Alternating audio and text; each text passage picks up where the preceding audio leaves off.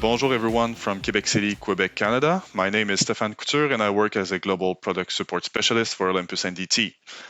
In today's video, I will present you the phase array wedge delay calibration tool from the OmniScan X3. To do so, I will be using the side drill hole from the IIW calibration block, as well as the 5L16 A10 phase array probe. To get started, the phase array calibrations are located in the burger menu under Plan and Calibrate. Then you have phase array calibrations right here that can be selected. The first step is to select the current group to calibrate.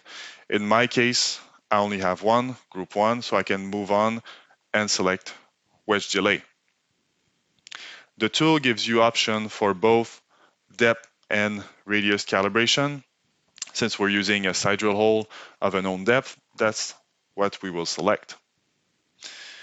You then proceed to enter the correct depth for the reflector. In my case, that is 15 millimeters. The tolerance parameter is used for those two red reference lines. This will not affect the quality of the calibration, but this will give you visual aids for the verification process. Then moving on to next. This is where signal becomes handy. So you want to apply a little bit of couplant on the block, position the probe, make sure that you have good signal throughout all of the angles, like so. Then to adjust the gate start and range, you use the, of course, start and range and width parameters. The goal is to have the gate as tight as possible around the reflector so that no signal coming from other reflectors will pollute the calibration. Once this is adjusted, you can adjust the gain so that the amplitude of the signal that you can see here with the 8% reaches roughly 80%.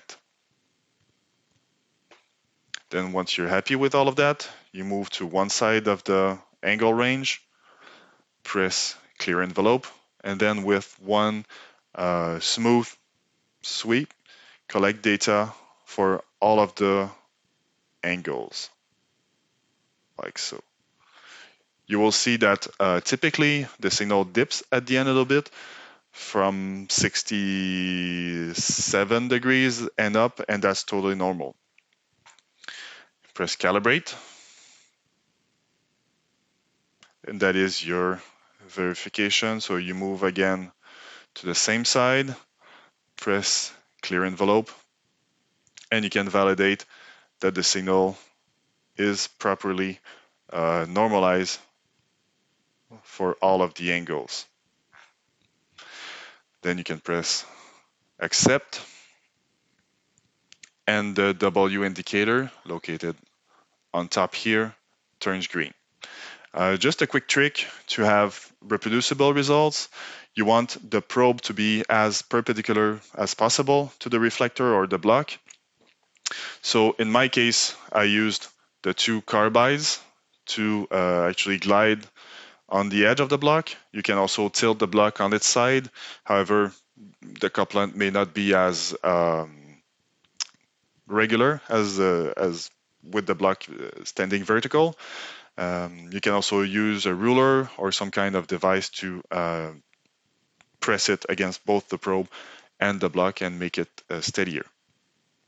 So hopefully you've learned something today. And if you have questions, don't hesitate to contact me, our team, or your local cell representative. Thank you. Have a good day.